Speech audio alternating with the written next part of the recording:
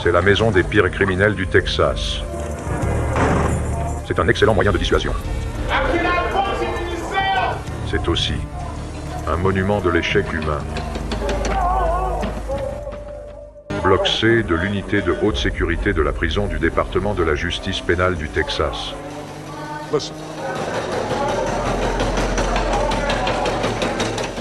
Les cris, les hurlements et le bruit sont une réalité constante dans cet endroit, même si la plupart du temps, seule une petite poignée de personnes les entend.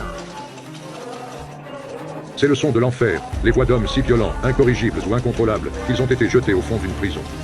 Ou plutôt qu'ils ont été jetés au fond d'une fosse sanitaire moderne, où il n'y a ni jour ni nuit. En théorie du moins, ils peuvent menacer ou blesser un autre détenu ou n'importe lequel des hommes et des femmes qui les gardent. S'ils respectent les règles ici, ils seront amenés à l'extérieur pour faire de l'exercice dans l'une de ces cages pendant 1 heure, 3 fois par semaine. Certaines de ces unités sont connues sous le nom de Supermax. Ici, on parle de ségrégation, c'est-à-dire d'isolement administratif. Ce n'est peut-être pas exactement ce que nous avions tous à l'esprit, mais c'est le résultat logique de ce que nous avons dit vouloir. Nous avons été offensés, pour beaucoup d'entre nous, par l'impression que la vie en prison est trop facile. Nous associons les jeux au country club.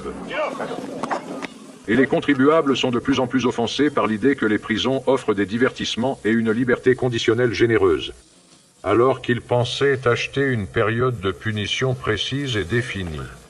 Je pense qu'il est important de se rappeler que pendant 10 ans et même plus, nous avons eu une porte tournante dans ce système.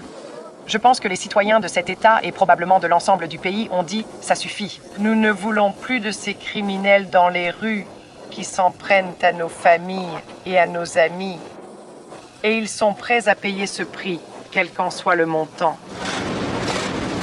Ici, au Texas, la libération conditionnelle n'existe pratiquement plus. Je suppose que l'argent était dans les années 1930, mais ce n'est plus le cas aujourd'hui. La libération anticipée pour bonne conduite est une chose du passé. Si on enlève la liberté, qu'est-ce qu'on obtient? Nous nous retrouvons chaque jour un peu plus au pied du mur.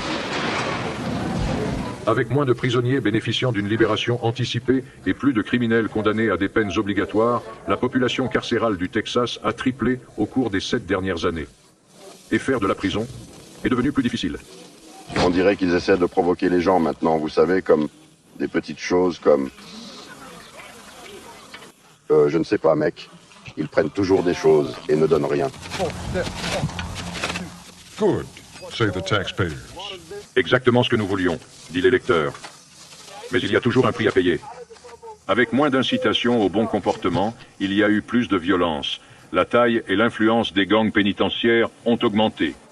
Les condamnés tuaient et blessaient d'autres condamnés, attaquaient les agents pénitentiaires, ce qui a conduit à une expansion de l'isolement administratif.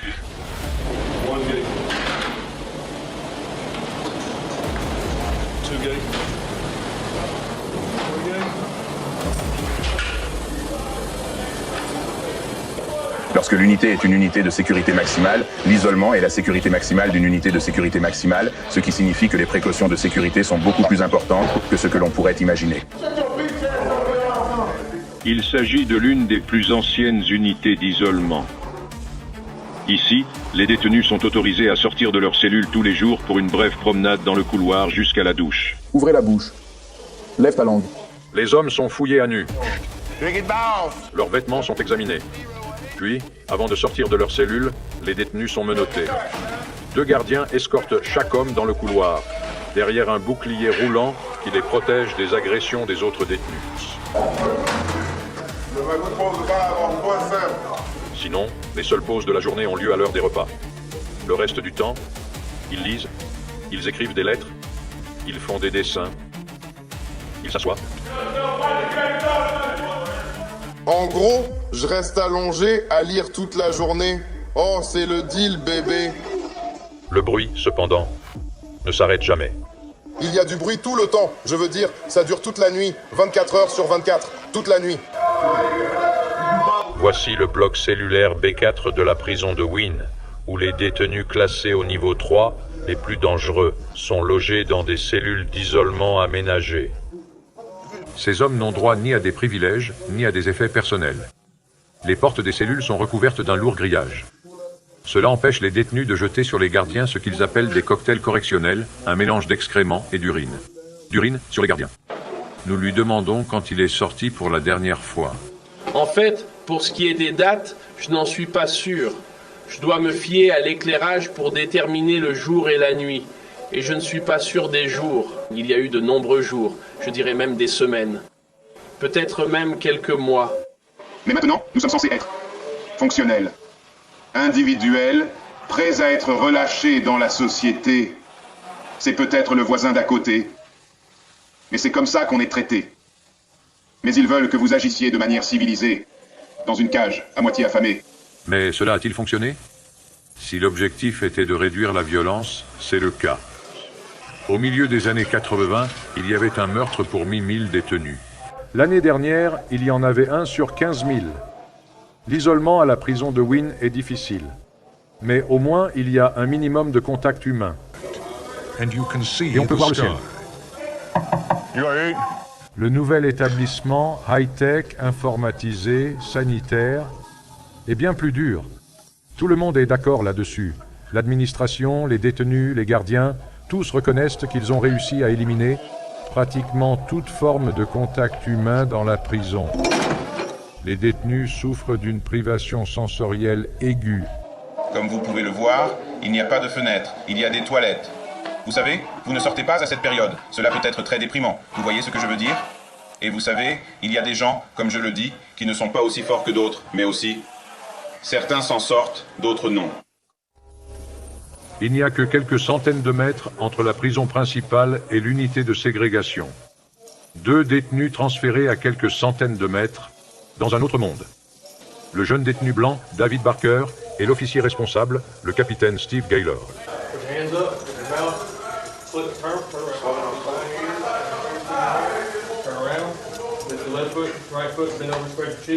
Tout s'est déroulé comme prévu, selon la procédure d'exploitation standard. Je le connais depuis longtemps, depuis son incarcération. Barker va à l'isolement pour avoir agressé un gardien, mais l'agression d'un gardien peut être aussi simple qu'une menace verbale. C'est un individu très passif. C'est aussi un manipulateur par mauvais comportement. Il a pu se défendre pendant un certain temps jusqu'à ce qu'il décide d'opter pour la facilité et de commettre une agression sur le personnel, et se faire enfermer. Chaque fois, il nous déshabille pour s'assurer que nous ne les agresserons pas. J'y suis habitué maintenant. Cela arrive à chaque fois que nous sortons. Il faut s'y habituer. Le deuxième prisonnier en attente de transfert, Willie Madlock. Madlock, you're going over to administrative segregation, is that correct? Right. You been over there before? No. You know what it's like? No. No. You have any idea? Tout se passait à merveille. Juste la procédure d'exploitation standard. Il a enlevé tous ses vêtements, puis on lui a dit de se tourner, de se pencher et d'écarter les fesses. Et il s'est tourné, s'est penché et n'a pas écarté les fesses.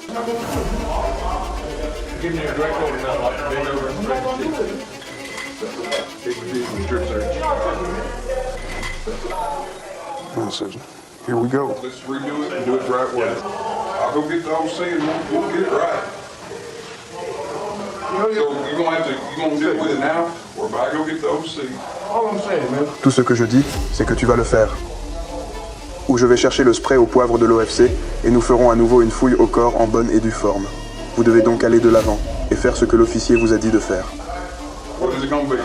See me? What is it gonna be? Since I finished, man, y'all been abusing us, man, since we don't go video. Go ahead and get the OC. Il refuse de faire une fouille à nu correct. J'essaye pas de causer des problèmes, mec. C'est juste que ils vont au-delà de l'appel pour essayer de s'en prendre à des gens qui nous font ressembler à des chiens d'animaux. Mec, tu sais, vous savez, nous sommes humains aussi.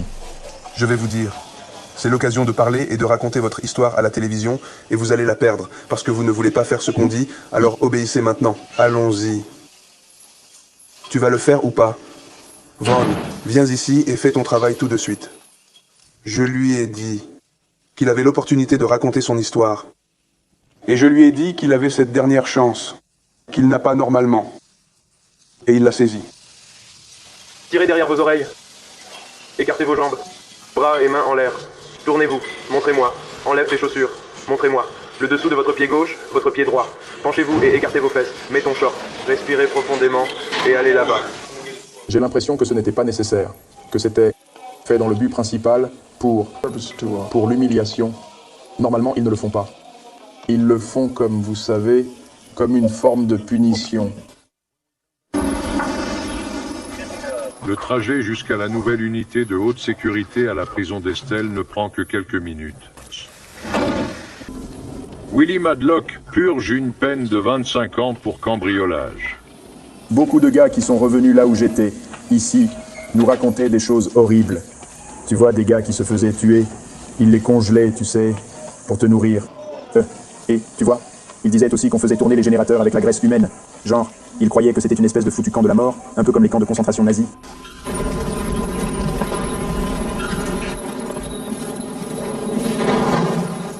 David Barker porte les cicatrices d'une précédente tentative de suicide. Le major William De La Rosa, qui dirige l'unité, doit évaluer et classer les nouveaux détenus. Mon esprit me dit que je vois un détenu passif et vulnérable. Il est penché en avant. Il s'accroche à lui-même, s'approche de moi. Pour votre période initiale de 3 jours ici, je vais vous maintenir au niveau 1, je veux dire au niveau 2. Si le comité est d'accord avec moi, c'est là que vous resterez pendant au moins 30 jours. Avez-vous des questions? Je pense que David est arrivé exactement là où il voulait se mettre, et maintenant il est là.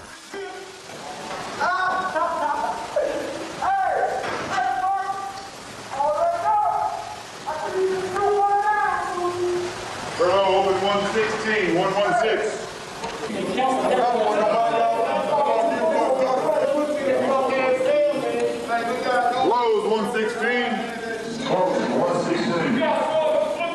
J'ai commis le crime, alors je dois le faire. Je dois rester et le faire. Il n'y a pas de cœur. Ne viens pas ici. Il n'y a pas de place pour toi.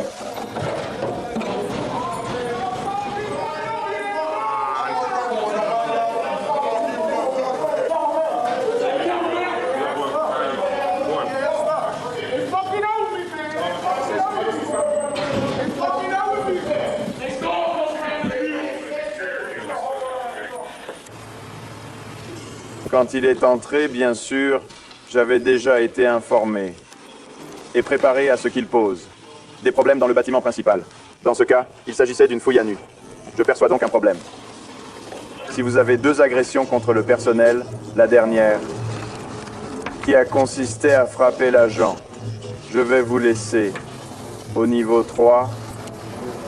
Starting off here, and the next 30 days we'll reevaluate you again. Ils avaient déjà pris leur décision.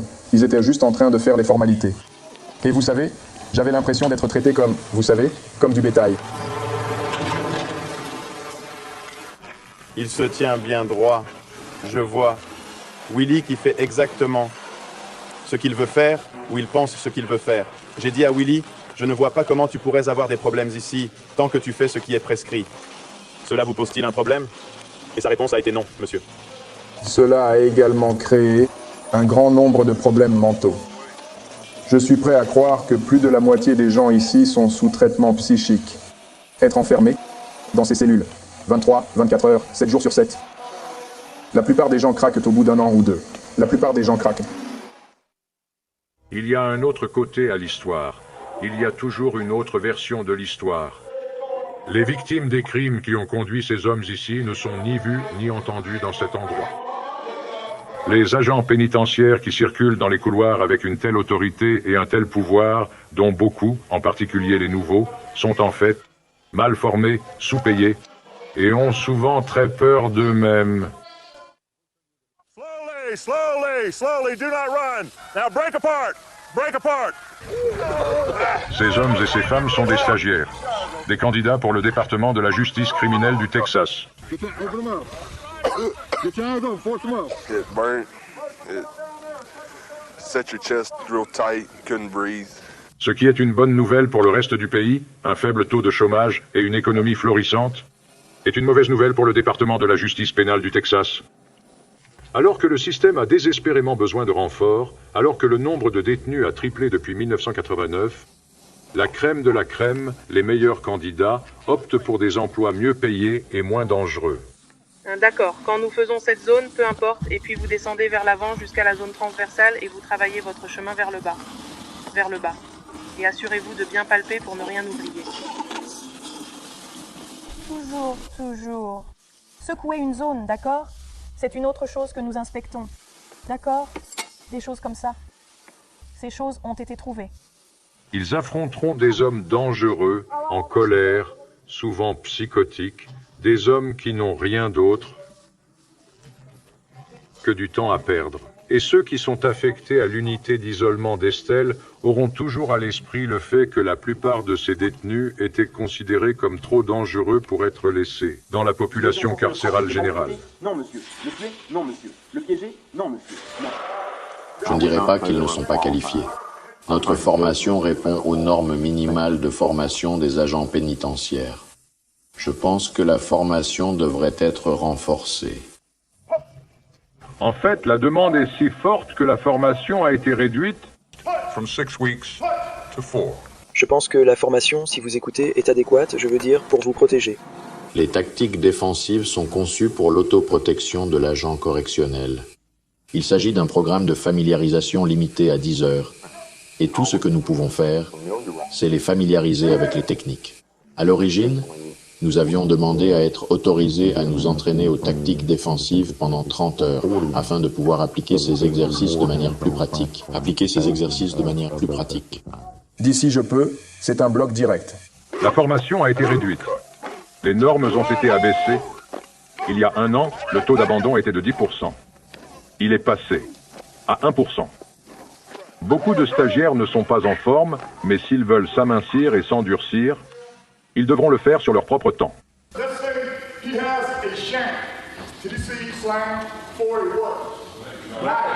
Tant qu'ils n'ont pas commis de crime, tant qu'ils n'ont pas été condamnés pour un délit au cours des 5 dernières années. S'ils ont obtenu leur diplôme de fin d'études secondaires ou ont réussi un examen d'équivalence, ils sont qualifiés pour recevoir une formation d'agent correctionnel dans l'État du Texas. L'agent pénitentiaire d'aujourd'hui est totalement différent. Une image totalement différente. Une personne totalement différente de l'agent pénitentiaire des années passées. Mais j'ai le sentiment que le désir de la personne est toujours là. Il ne possède peut-être pas toutes les compétences, tous les mécanismes, toutes les qualités techniques, mais le désir est là. Nous pouvons en faire beaucoup. Pour un salaire de départ de $18 000 par an, presque n'importe quel adulte au Texas peut occuper un emploi à haut risque et sous haute tension. Je viens tous les jours en pensant que ma vie est en danger. Je n'ai vraiment pas confiance. Vous savez, aux détenus. Je pense que si vous ne venez pas ici en pensant que votre vie est en danger, alors le jour où vous ne penserez pas que votre vie sera en danger, elle le sera. Elle le sera. En 1996, 918 agressions ont été commises contre des agents pénitentiaires du Texas. En 1997, ce chiffre a augmenté de plus de 50% pour atteindre 1442. Lorsque je rentre chez moi le soir, je suis tellement épuisé qu'il me faut 2 ou 3 heures avant de pouvoir songer à me coucher. C'est une combinaison à haute tension, abus verbal et danger physique. Nous vous avons parlé hier des cocktails correctionnels, des mélanges d'excréments et d'urine que certains détenus lancent aux agents pénitentiaires. À l'ère du sida, c'est plus que dégoûtant. C'est déconcertant. Il faut vraiment être 2 personnes différentes. Parce que si vous sortez de cette porte et que vous agissez de la même manière qu'ici, il n'y aura personne pour vous aider. Personne ne voudra vous côtoyer. En fait, ce que vous faites toute la journée, c'est dire aux gens ce qu'ils doivent faire. Si vous sortez, si vous franchissez cette porte, et si j'avais traité ma fiancée comme je l'ai fait, si je traitais ma fiancée comme je traitais, le détenu le plus sage, même, ce ne serait pas beau à voir. Elle ne l'apprécierait pas du tout. Il est difficile de ne pas éprouver une certaine compassion pour des hommes qui doivent passer des années à l'isolement dans un endroit où aucun rayon de lumière naturelle ne donne ne serait-ce qu'un indice. On peut même éprouver une certaine admiration pour l'esprit d'inventivité et la détermination qui permet de rompre l'isolement du béton et de l'acier. Mais le même dispositif qui fait passer un journal ou un magazine d'une cellule à l'autre peut aussi faire passer un couteau artisanal ou une lame de rasoir. Il peut maintenir la discipline au sein de la fraternité aryenne ou de la mafia mexicaine. Il peut aussi communiquer la condamnation à mort d'un détenu transmise par un prisonnier à un autre. N'oubliez jamais, c'est un endroit dangereux, une poudrière, et les explosions sont déclenchées par la moindre étincelle. Il ne se passe pas un jour sans incident dans l'unité d'isolement administratif. De petits incidents en général, des incidents insignifiants. Mais les hommes violents et stressés sont toujours considérés comme dangereux et traités en conséquence. Il y a eu un incident banal l'autre jour, dans le bloc cellulaire C. À l'heure actuelle, comme on m'a expliqué la situation, le détenu a refusé de se défaire de ses menottes et il n'a plus d'attelle. L'autre attelle est toujours attachée à son poignet, à son autre bras. Et bien sûr, vous savez, ils sont faits de métal, et cela pourrait potentiellement être une arme sérieuse. Le major William de la Rosa est l'officier supérieur de l'unité de haute sécurité d'Estelle. En ce moment même, les officiers mettent en place une équipe de 5 personnes et le lieutenant Henry supervisera l'ensemble de l'incident. Il va se rendre dans la cellule du détenu. Il va les avertir des conséquences. Il lui dira de se soumettre à une fouille à nu et à la pose de menottes. Si le détenu ne le fait pas, des agents chimiques seront utilisés. Kevin Veselka sera le premier officier à entrer dans la cellule. You'll go in and you'll do physical after the use of force. After the use of force. Will you have a gas mask on? If they use gas.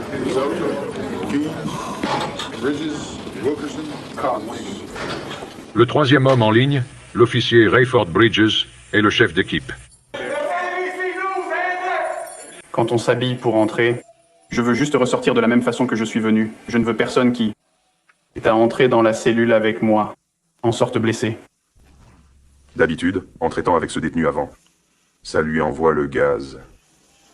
Mais de temps en temps, il arrive à se protéger, et il nous attaque. Il faut être sur le qui-vive en permanence. Il faut se concentrer sur ce que l'on fait chaque fois que l'on se trouve devant la porte de la cellule.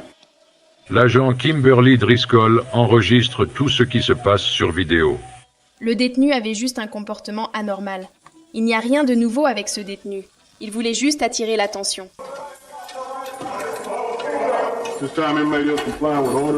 Nous sommes allés dans la cellule, et le détenu, il s'est conformé à l'ordre d'attacher les mains.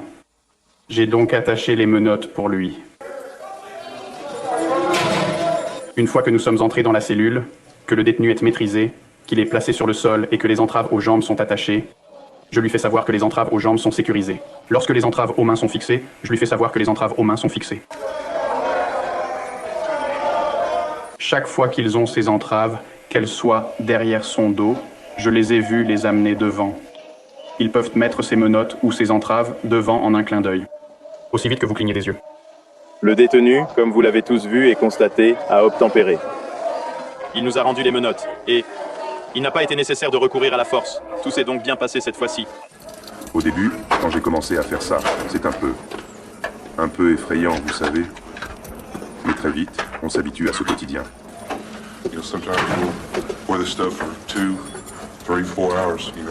Quand vous entrez là-dedans, vous avez une poussée d'adrénaline. On ne sait pas ce que le détenu va avoir, s'il va avoir une arme artisanale, ce genre de choses. Il faut donc être prêt à chaque fois que l'on entre, car on ne sait jamais à quoi s'attendre quand on entre. L'adrénaline est donc toujours au rendez-vous. Ma famille, je ne peux laisser personne savoir ce qui se passe, ce que vous faites ici, mec. Et vous attendez de moi que je m'assoie et que j'accepte ça? C'est le seul moyen que j'ai pour communiquer. Il est facile d'accumuler du ressentiment dans un endroit comme celui-ci. Les petites choses prennent de l'ampleur et parfois, même si vous avez un problème légitime, personne n'est enclin à vous écouter. Parfois, les détenus se livrent à des actes de rébellion inutiles. La plupart des gens ne comprennent pas. En mettant votre bras hors d'ici et en refusant de le remettre en place, ils vont venir pour vous. Alors pourquoi le faites-vous? À cause d'une mauvaise conduite, c'est comme ça. Pendant 8 jours, j'ai été dans une cellule sans hygiène personnelle, sans dentifrice, sans shampoing, sans déodorant, sans rien. Juste 8 jours pour quelque chose que je n'ai même pas fait. Et si vous allez les voir, si vous essayez de leur parler et de leur expliquer le problème, ils détournent le regard et continuent à avancer. L'LC est fermé à cause d'un incident survenu il y a 10 jours. Depuis, les prisonniers sont enfermés dans leurs cellules 24 heures sur 24.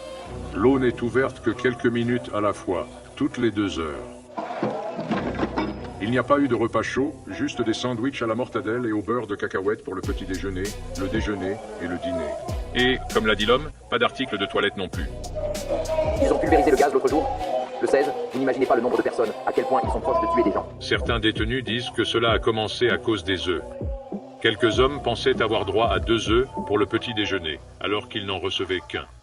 La plupart des autres semblent s'accorder sur le fait que cela a commencé lorsque 12 prisonniers ont été transférés de l'LD vers la prison. Moi, et dans le processus de transfert de ces détenus ici, de transfert d'autres détenus là-bas, nous avons secoué l'LD et nous étions en train de secouer l'LC. Quand vous parlez de secouer l'aile, vous voulez dire fouiller toutes les cellules? Oui, nous avons fouillé les cellules à la recherche de produits de contrebande. Dans cette situation, le directeur avait violé la procédure en refusant aux prisonniers la possibilité de faire l'inventaire de leurs biens en leur présence. Les prisonniers ont protesté. Ce sont tous des prisonniers de niveau 3 qui ont très peu de privilèges et très peu de biens personnels. Ceux qui ont été transférés de l'LD voulaient donc s'assurer que tous leurs biens avaient été apportés. Dans un moment comme ça, est-ce que tu essaies même de marcher le long des... Vous les bloquez et leur demandez ou leur dites de reculer? Oui, monsieur. Vous devez donner l'ordre de cesser le comportement. Et le comportement semblait s'intensifier. Ils n'ont dit à personne d'arrêter. J'ai sorti le personnel de l'aile. J'ai prévenu mon directeur et lui ai expliqué la situation. Il m'a autorisé à utiliser des agents chimiques. Lorsque j'arrive dans ma zone de départ, je vois environ 6 bidons d'agents chimiques posés sur le mur. Tout à coup, j'entends un bruit comme si une bombe ou quelque chose était sur le point d'exploser. Il s'agit d'une grenade qui, lorsqu'on la lance, se brise en 3 parties différentes et administre 94 grammes de gaz. Je vois un nuage de feu, un nuage de fumée qui s'élève dans l'air, dispersant les agents chimiques et la fumée qui s'élève en même temps que le gaz s'élève dans l'air. S'il y avait eu ici une personne souffrant de problèmes cardiaques ou d'asthme, il ne fait aucun doute dans mon esprit qu'elle aurait été un homme mort. Ensuite, on nous a mis à poil, menottés et entravés, et on nous a emmenés dans la zone de loisirs. Ils ont posé les grenades sur le béton. Nous avons suivi le mouvement après que les grenades ont explosé et nous sommes entrés dans l'aile. Nous avons commencé par une rangée, le côté pair au bout ici. Et nous avons commencé à sortir les détenus. Pendant que les officiers sortaient les détenus, j'ai parcouru l'aile pour m'assurer que tout le monde allait bien.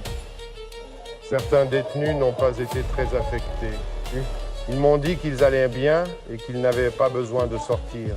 La raison pour laquelle je ne les ai pas laissés me faire sortir, c'est parce que j'avais mes biens dans la cellule et qu'ils confisquaient les biens de tous ceux qui sortaient de la cellule. Je serais revenu nu dans ma cellule. Dans ta bouche, passe tes doigts dans tes cheveux. Les soulever. C'est pour ça que depuis 10 jours, le bloc C est enfermé et que cet homme que vous avez rencontré au début de la séquence, qui refusait de repasser son bras dans la fente de la porte de sa cellule, protestait. Selon lui, il n'a rien à voir avec les événements qui ont conduit au gazage. Mais en isolement administratif, tout ce que vous faites a des conséquences. La négociation ne fait pas partie du système. Vous faites ce qu'on vous dit, quand on vous le dit. Ce détenu, quand ils ont fouillé sa cellule, ils ont trouvé une lame de rasoir à un seul tranchant et un fil de pêche. Ça aussi aura des conséquences. L'État du Texas prévoit de dépenser des centaines de millions de dollars pour construire de nouvelles prisons de haute sécurité spécialement conçues, comme celle-ci, adjacente à la prison d'Estelle, près de Huntsville, construite pour accueillir les délinquants les plus dangereux et les plus violents. Plus de la moitié des détenus de cette prison dans la prison sont ici parce qu'ils sont soupçonnés d'appartenir à des gangs meurtriers. Il n'en a pas toujours été ainsi. Les gangs de prisonniers étaient séparés de la population générale. Mais ils étaient autorisés à faire de l'exercice ensemble. Cet incident survenu en 1985, filmé par des gardiens en infériorité numérique, montre des membres du gang de la fraternité aryenne s'en prendre à l'un des leurs, le poignardant à mort. Aujourd'hui, ces gangs sont isolés, coupés de tout contact les uns avec les autres. Et la violence des gangs est en baisse. Si on ne fait pas attention, on peut devenir fou. C'est la sécurité maximale. C'est censé être la plus haute sécurité de toutes les prisons. Il est vraiment difficile de parler à ses voisins ici. Mais même ici, la communication n'est pas impossible. Les récréations sont l'occasion de contacts individuels entre les cages. Les gangs ont mis au point des signaux élaborés pour communiquer. Je vous l'ai dit, je vous en donne ma parole. Des officiers de renseignement sur les gangs, comme le sergent Irma Fernandez, sont affectés à chaque prison pour surveiller les membres des gangs, parler aux informateurs, lire le courrier des détenus. Ce n'est pas parce qu'ils sont en isolement administratif qu'ils sont isolés. Ils peuvent toujours envoyer des messages par le biais des visites, tout ce dont ils ont besoin par le biais des visites, par le courrier, des lettres codées. Ils peuvent toujours faire ce dont ils ont besoin. Ah, voici un exemple de code. C'est une carte postale. Sammy Buentillo dirige la guerre contre les gangs pour le système pénitentiaire du Texas. Si vous enlevez la photo, vous verrez qu'il y a un code numérique. Dans ce cas précis, il est question d'agresser plusieurs personnes dans la communauté. Cela ne nous concerne pas seulement nous, mais aussi l'ensemble de la communauté. Par exemple, le week-end dernier, nous avons eu 2 homicides à San Antonio, Texas, un à Austin, Texas, et un à Dallas, Texas, qui étaient liés ou soupçonnés d'être liés à l'activité de gangs de prisonniers, et ce, en un seul week-end. Il est de plus en plus difficile d'identifier les membres de gangs, car les autorités pénitentiaires leur font la vie dure. Les tatouages des gangs sont de plus en plus souvent camouflés. Dans ce cas particulier, vous voyez une fraternité aryenne camouflée. Si vous regardez de près sous les yeux, vous pouvez voir le A et le B. Nous pouvions les identifier parce qu'ils étaient marqués. Ok, maintenant ils sont devenus plus intelligents parce que nous avons commencé à verrouiller. Vous savez, beaucoup d'entre eux sont maintenant enfermés. Cela nous rend la tâche plus difficile, et nous le faisons par correspondance. Nous fouillons leurs cellules. Cet homme est membre du gang hispanique Barrio Aztecas et purge une peine d'isolement administratif. Tout le temps que j'ai passé ici. Le reste de mon temps, je reviendrai ici. Et chaque fois que je reviendrai en prison, je reviendrai ici. Comment un petit gars se débrouille-t-il dans un endroit comme celui-ci? Même les petites personnes doivent apprendre à se faire respecter par les autres, surtout en prison. Et si je dois aller jusqu'à utiliser une arme quelconque pour me défendre, ou si je dois aller jusqu'à me mettre sur la ligne pour maintenir mon respect, alors c'est ce que je vais faire. C'est un endroit où l'on vous met à l'épreuve, n'est-ce pas? Yes. Je vais faire tout ce qu'il faut pour survivre pendant que je suis là-dedans. La raison pour laquelle je me suis engagé, c'est parce que pendant que vous êtes ici, tu ne pourras pas faire ton temps tout seul. Physiquement, vous pouvez faire votre temps. J'ai pu faire mon temps physiquement. C'est sur le plan mental que vous avez besoin de soutien, non seulement avec votre famille, mais aussi avec d'autres personnes. What we're about is brothers. Nous sommes des frères, c'est-à-dire que nous nous aidons les uns les autres financièrement, mentalement, physiquement. Si quelqu'un dit « Je ne veux pas faire partie du gang, je veux partir », vous ne pouvez pas simplement démissionner. Non, monsieur, vous ne pouvez pas. Le sang entre, le sang sort. C'est de cela qu'il s'agit. Je ne peux pas vraiment entrer dans tous les détails. Mais non, vous ne pouvez pas dire que mon adhésion a expiré et que je vais simplement m'en aller. I'm just gonna walk away. Ça ne marche pas comme ça. Il y a des conséquences pour tout. Malheureusement, les conséquences dans ma situation, eh bien, elles sont plutôt mauvaises. Je vais vous le dire comme ça. Tu as déjà pensé à quitter un gang? Non. Parce qu'il y a beaucoup de conséquences, mais les conséquences sont là. Je ne veux pas mourir. La discipline est la marque de fabrique des gangs de prisonniers, mais ce qui terrorise leurs ennemis permet également à leurs membres de rester dans le droit chemin.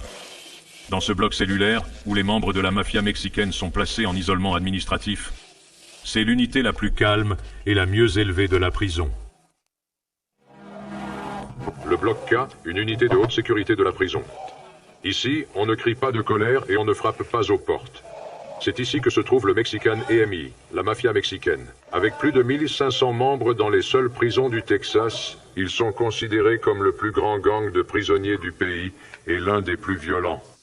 Spécialisé dans le trafic de drogue et l'assassinat par contrat.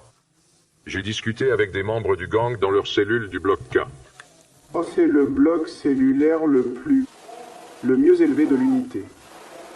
Et la raison principale est que nous nous disciplinons nous-mêmes. Nous essayons d'insister auprès de tous nos membres, d'avoir du respect pour les officiers, car cela minimise les problèmes pour nous et pour eux. Nous voulons simplement purger notre peine. Joe Saldivar est un membre du gang qui est en isolement administratif depuis 16 ans. Maintenant que vous êtes ici, ceux d'entre vous qui sont membres de la mafia mexicaine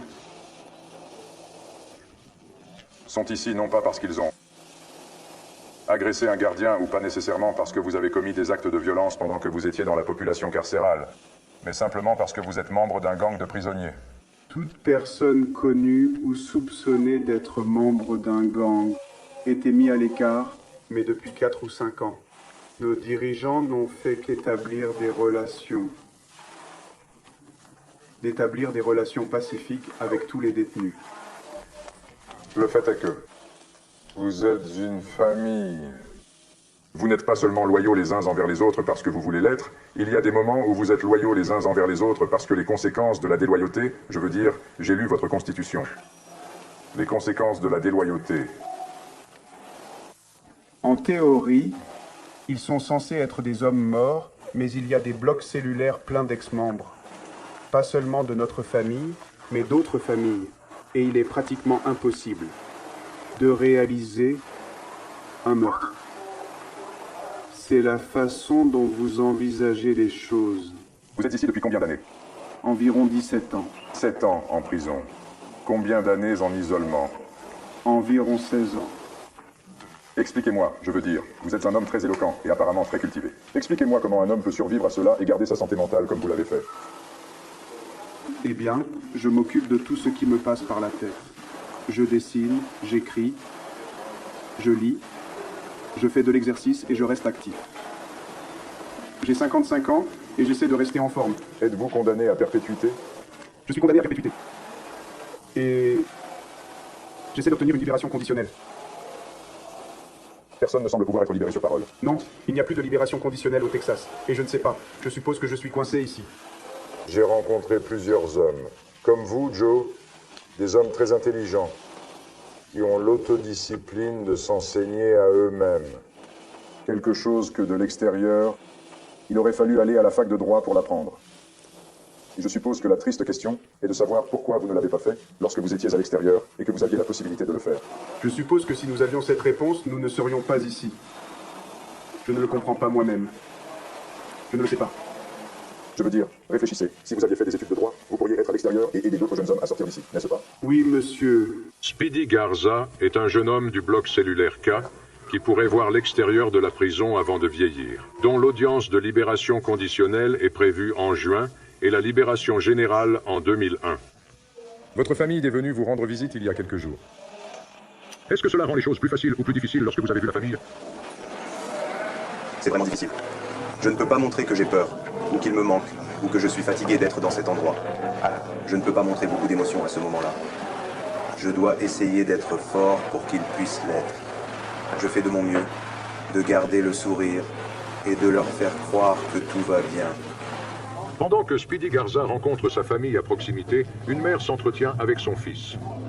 Il a rejoint le Ku Klux Klan depuis son incarcération. Travis Poole purge une peine de 20 ans pour 2 chefs d'accusation de cambriolage. Il a 27 ans, est un raciste convaincu et un fier membre du KKK.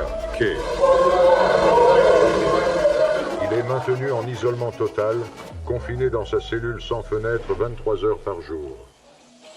Bonjour, puis-je vous aider? Visiteur Virginia Poole. C'est le fils unique de Virginia Poole. Elle et son mari ont élevé Travis dans la banlieue de Dallas, où il s'est drogué, a été placé en détention juvénile à l'âge de 14 ans, en prison à 18 ans. Il y a longtemps, j'ai pris ma décision. J'aime mon enfant sans condition et je ne m'excuse auprès de personne de l'aimer. Je n'ai pas honte de lui. Par contre, j'ai honte de certaines choses qu'il a faites. Je serai à ses côtés, tant que je serai en vie et qu'il aura besoin de moi. Pour les prisonniers, les jours de visite sont synonymes d'étreinte et de baiser. Pour un prisonnier en isolement, cela signifie aucun contact humain. Jamais. Comment ça se passe? Eh bébé. Je ne peux pas décrire ce que l'on ressent. Une mère aime toucher ses enfants, même quand ils sont grands. Je l'ai touché une fois en presque 5 ans. Et ça fait mal. Ça fait très mal. Il parle de haine, de son appartenance au clan. Elle et son mari ont élevé leur fils dans le respect de toutes les races. Certaines des choses que je lui dis ne sont pas très gentilles. Certains mots que je lui dis à ce sujet sont très durs, très durs. Elle lui dit de garder sa haine pour lui. Et je déteste ça. Et je lui demande de ne pas le dire. J'ai très honte de ça. J'ai vraiment honte de ça. D'où cela vient-il? Cela ne vient ni de moi ni de son père. Cela vient de la prison. Donc vous êtes arrivé ici à cause de la drogue et des cambriolages. Eh bien, j'ai eu quelques bagarres, agressions de détenus, possession d'armes. Vous savez, quand vous arrivez, on vous attaque. Ils appellent ça le contrôle. Tu vas te battre. Ce n'est pas un détenu qui vous attaque, mais 4 ou 5. Et après avoir combattu un groupe de racistes, vous combattez les autres. Mais si vous êtes ici, c'est parce que vous vous êtes souvent battu. J'ai eu quelques bagarres, environ 4 bagarres, et des choses comme ça. 4 possessions d'armes. Je pense que la société, dans son ensemble, considère notre population carcérale comme sans valeur. Mais ce n'est pas le cas. Je crois en la justice. Je ne suis pas opposé à la peine de mort.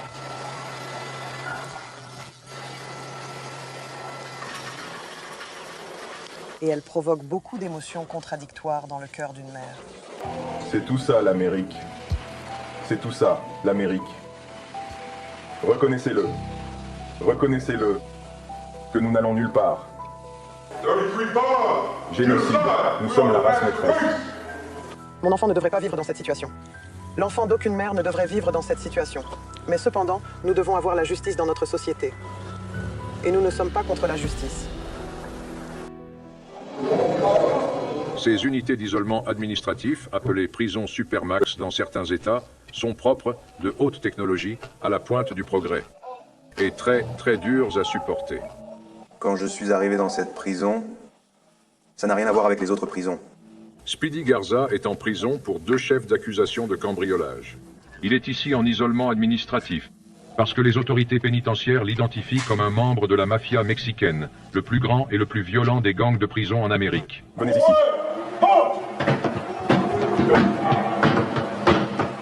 Les unités Supermax ont été conçues en premier lieu parce que les gangs pénitentiaires étaient littéralement en guerre les uns contre les autres.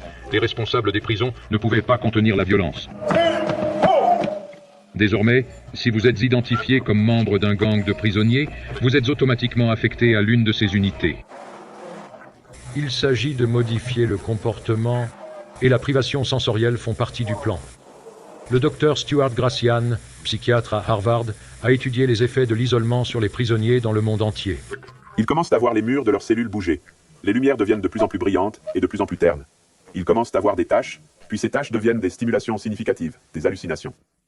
Avec le temps, les gens perdent la capacité de savoir ce qui se passe dans leur tête et ce qui se passe à l'extérieur. Quand je suis arrivé ici, j'ai réalisé qu'il n'y avait pas de fenêtre. Il n'y a rien. C'est beaucoup plus difficile. C'était très différent de ce que j'avais connu, de ce à quoi j'étais habitué. Ils deviennent de plus en plus anxieux, paranoïaques, et ouvertement confus, délirants et sympathiques. Si vous ne faites pas attention, vous pouvez devenir fou. Il y a déjà eu 3 personnes que je connais personnellement qui sont arrivées ici, plutôt sains d'esprit. Ils allaient en bien.